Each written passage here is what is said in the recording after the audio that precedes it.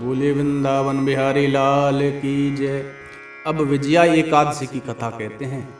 धर्मराज युधिष्ठिर बोले, हे जनार्दन, फागुन माह के कृष्ण पक्ष की एकादशी का क्या नाम है तथा उसकी विधि क्या है, सो सब कहिए।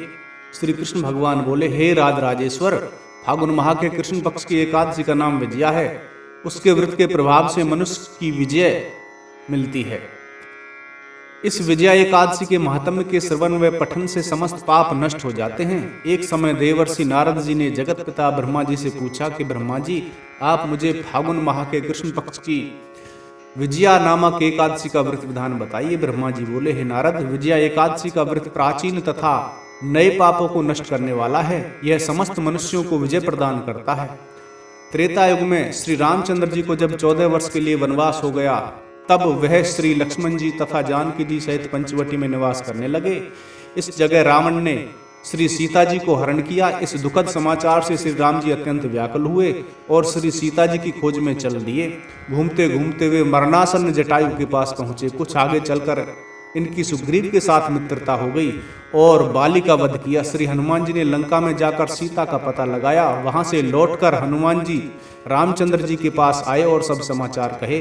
श्री रामचंद्र जी ने सुग्रीव की सम्मति लेकर वानरों भालुओं की सेना सहित लंका को प्रस्थान किया। जब श्री रामचंद्र जी समुद्र के किनारे पहुंच गए, तब उन्होंने महान अगाध मगरमच्छ से युक्त समुद्र को देखकर श्री लक्ष्मण जी से कहा, हे लक्ष्मण, समुद्र को हम किस प्रकार पार कर सकेंगे।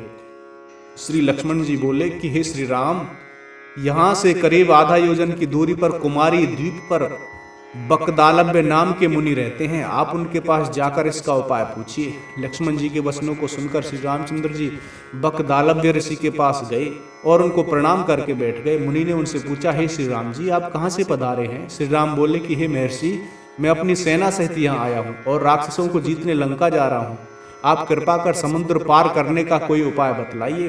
बकदालव्य ऋषि बोले, हे श्री राम जी, मैं आपको एक उत्तम व्रत बतलाता हूँ। फागुन माह के कृष्ण पक्ष की विजया एकादशी का व्रत करने से तुम समुद्र से अवश्य ही पार हो जाओगे और तुम्हारी विजय होगी। श्री राम जी, इस व्रत की विधि यह है कि दशमी के दिन स्वर्ण, चांदी, तांबा या मिट्टी किसी का एक घड़ा बनावे। उस घड़े को जल से भरकर तथा उस पर पंच पल्लव रखकर वेदिका पर स्थापित करे।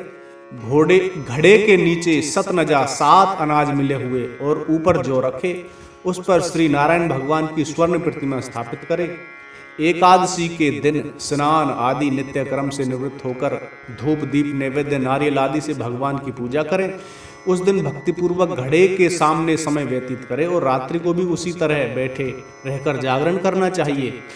द्वादशी के दिन नदी या तालाब के किनारे स्नान आदि से निवृत्त होकर उस घड़े को ब्राह्मण को दे देना चाहिए। हे श्री राम, यदि तुम इस व्रत को सेनापतियों के साथ करोगे तो अवश्य ही विजय होंगे। श्री रामचंद्र जी ने विधि पूर्वक विजया एकादशी का व्रत किया और इसके प्रभाव से दैत्यों के ऊपर विजय पाई है। अतः हे राजन, जो मनुष्य इस व्रत को विधि पूर्वक करेगा उसकी तीनों लोकों में विजय होगी।